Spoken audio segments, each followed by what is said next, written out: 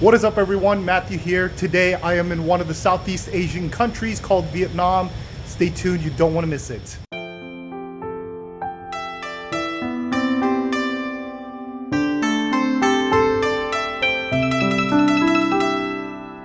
Vietnam is known for their stunning landscapes, vibrant food culture, rich history, and their friendly people. I spent 2 weeks in Hanoi, Hoi An, and Ho Chi Minh City to discover their culture. I'm here at a place in Hanoi. It's called the French Quarter. So this somewhat brings me back to my time at New Orleans, Louisiana, where there is a French Quarter also. But coming to the French Quarter, it feels like you're in France because of all the architecture buildings that are in French style. That's how you know that France left their influence back during the colonization period. It's really cool to check it out if you're into architectures. They do have a bunch of restaurants and cafes, so it's worth coming to check. The French colonization occurred from 1887 to 1945. In 1887, French organized French Indochina, which consisted of Vietnam, Laos, and Cambodia. During the colonization, France controlled the economy primarily on rice and rubber plantations, imposed heavy taxes, and built railways and ports to benefit colonial trades until August of 1945, when Ho Chi Minh declared independence of the Democratic Republic of Vietnam. So I'm here at the Old Quarter located near downtown Hanoi. So this, coming to the Old Quarter, you will see a lot of the French influence that France left after their colonization period. So you'll see cobblestones, you'll see the old architectures of their French style architectures. It's really cool to see that because it's almost as if you're in France, even though you're not actually in France. So this is definitely cool. It is very packed, so just giving you a heads up, you'll see a bunch of motorbike and cars are driving around. So it's worth it coming at least once. I am here at the Railway Market located in Hanoi, which is not too far from the French Quarter and the Old Quarter. This brings me back to my time in Thailand at the Railway Market located in Samut Songkhram. So I'm gonna show you the clip of the train that's gonna come in. All right, as you can see, there's a train behind me. This is how close I am to the train right now. I noticed this train is going fast. It's not going slow, unlike Thailand. I am currently at a restaurant in the French Quarter. It's called the Bun Cha Hoang Lien. It is in English. I'm trying to speak in English to make it look clear. But this place is known because this is where President Barack Obama, he sat down with Anthony Bourdain for his show. It's called The Parts Unknown, which was back in 2016. They actually do have a combo. It's called Combo Obama, which consists of the Bun Cha. The Bun Cha is, sorry for the background, it is very noisy behind me with so many people, so just pardon me for that. But the Bun Cha is basically grilled pork with vermicelli noodles, and it comes with a bratha fish sauce. It's really cool. I would definitely come check it out on that.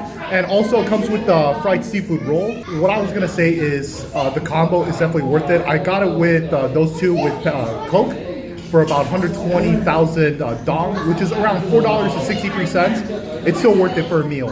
So this is definitely a place to go when it comes to trying out new food. It's worth it. You don't wanna miss out on that. I am currently at Vietnam. It's called the Ha Long Bay. As you can see behind me, there are multiple mountains, island mountains in the Ha Long Bay. This is definitely a must place you should go.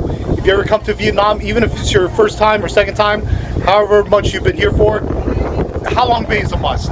You will love it. I am currently in a sleeper bus called the HK Bus Lines.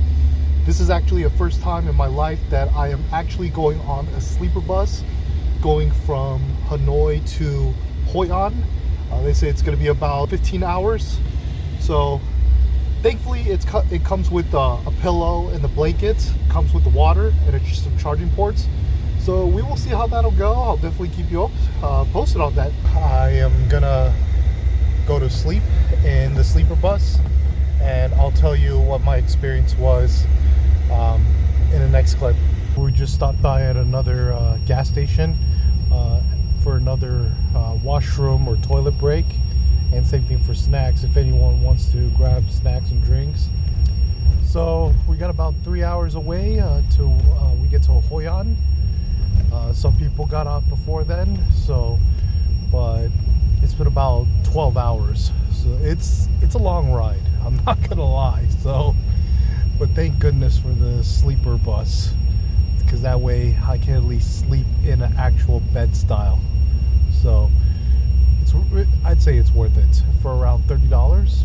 It's totally worth it. I am walking on the streets in Hoi An. Unfortunately, right now it is currently monsoon season here in Vietnam. So coming here, a lot of the streets are completely flooded.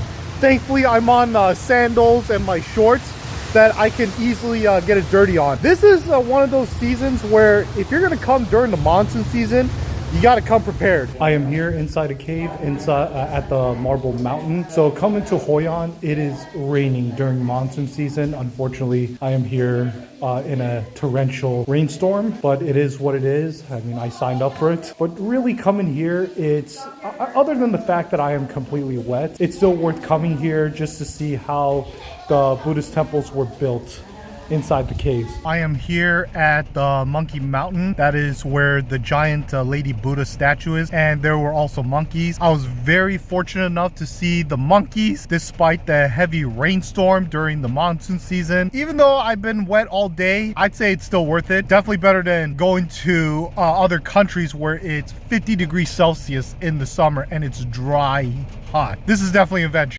I am here at a pagoda located in Hue, which dates back to 1602. It is the oldest pagoda in the country of Vietnam. Look how old this pagoda tower is. I am here at the Imperial City, located in a city in Vietnam called Hue. This Imperial City dates back to 1802, which is about 142 years back, which is pretty cool. I am here at one of the 7 mausoleums in Hue. This mausoleum here is the smallest and the most expensive place to visit in one of the 7 mausoleums because of the way the materials were built. This is, even though you got to pay to come in, it's still worth going into one of the king's mausoleums here in Hue. I am here at a place in Hoi An. It's called Old City. This is it's where the old downtown Hoi An is. There are multiple shops, such as souvenir shops, clothing shops, restaurants and bars where people hang out. As you can see, there's a lot of people because it's not raining. This is definitely a place you must check it out whenever you come to Hoi An. I am on a sleeper bus ride again. This time it's going to be from Hoi An to Ho Chi Minh City. It is going to be longer. The last time I went from Hanoi to Hoi An, it's about 15 hours. This time it's going to be about 17 hours. So I'm here at the shooting range in the Cu Chi Tunnel. So they do have weapon options such as the AK-47s, the RPGs, the carbines, which is the M1. You can do the shootings. You have to pay for the rounds, which is the bullets or the ammos. The minimum number of rounds you got to purchase is 10 rounds. It is loud right now because of the weapon sounds. So I'm going to show you the next clip of the shooting part. I'm going to try out the shooting the AK-47. I'm going to show you the clip.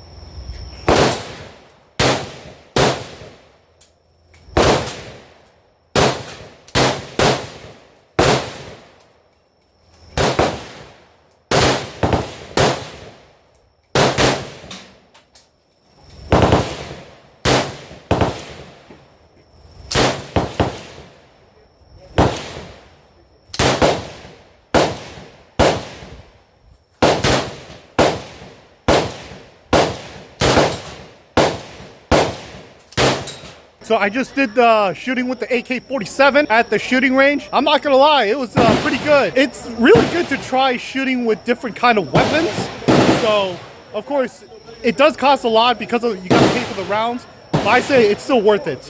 I am here at the Cu Chi Tunnels. Coming here, it's super narrow and it's super short. Just looking here, it just feels like, man, so this is what Vietnamese had to go through during the Vietnam War. So coming here, it's definitely worth going because you get to see how tactical the Vietnamese were during the Vietnam War. The Vietnam War occurred from 1955 to 1975. This started when the Geneva Accords divided Vietnam at the 17th parallel between North and South Vietnam. The North Vietnam was backed by the communist government led by Ho Chi Minh, while the South Vietnam was backed by the anti-communist government led by Ngo Dinh Diem. In the late 1950s to early 1960s, the Viet Congs from North Vietnam began fighting to overthrow the South Vietnam. This triggered the U.S. presence due to the domino theory. From 1964 to 1968, multiple events occurred,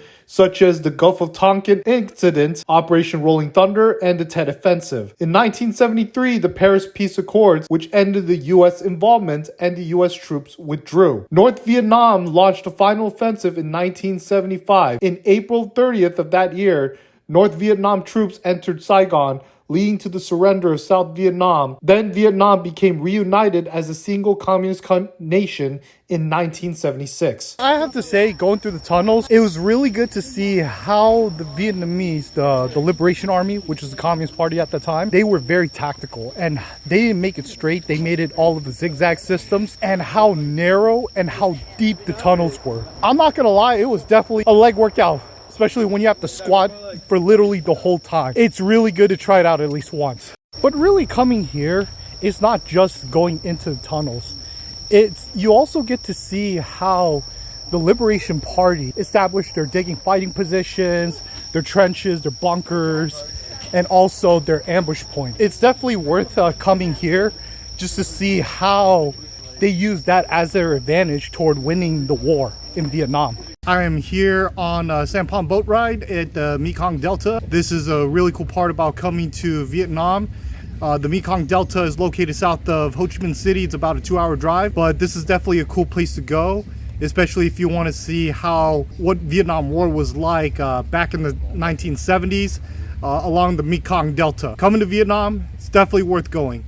This is not the first time I've been on a Mekong Delta. The first time I went to a Mekong Delta was up in Laos. Even if you've been to other places, it still doesn't hurt to go to Mekong Delta in multiple countries. I am here at the Ho Chi Minh City. It's called the Independence Palace. This is where the president lived during the time of the Vietnam War until 1975. This is also where it equates to the U.S. White House during the Vietnam War as well until 1975, which later became the Reunification Palace. So it's really cool to see how South Vietnam, how the Independence Palace was part of South Vietnam's presidents until the reunification in 1975. I am here at the War Remnants Museum located in Ho Chi Minh City. Coming here is not just seeing what military equipment and weapons were used during the Vietnam War, but it's also to see what the prison system was like during the Vietnam War. And they were actually implemented by South Vietnam and US during that period.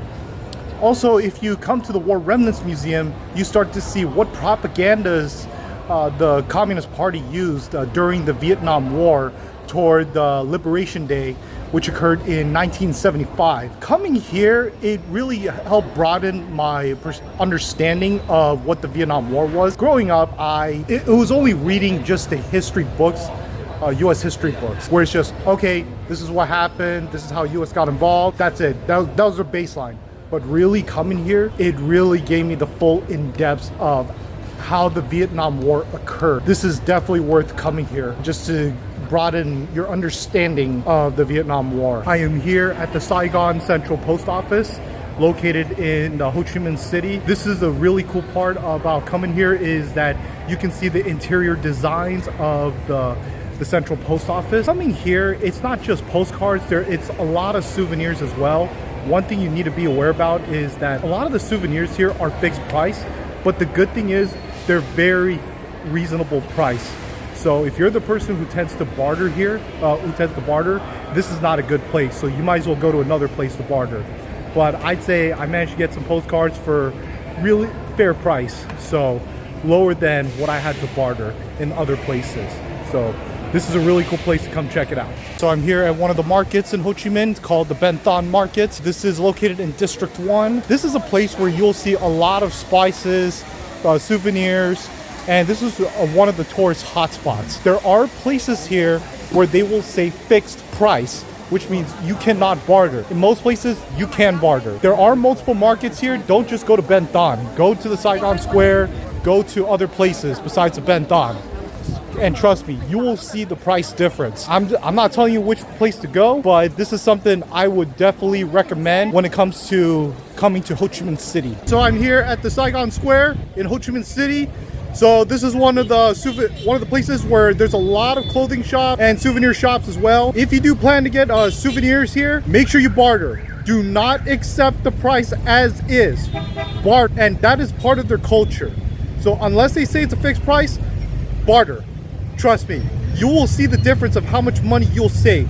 It's definitely worth it. All right, so there are 3 maneuver tips I would like to give you in Vietnam. The first one is many of the local foods are less than $5. That is a great deal for a meal there. Next tip is motorbikes are their normal mode of transportation due to high import taxes on cars. And the final tip is they do not have Uber, they use Grab. If you prefer to take a taxi, use Grab.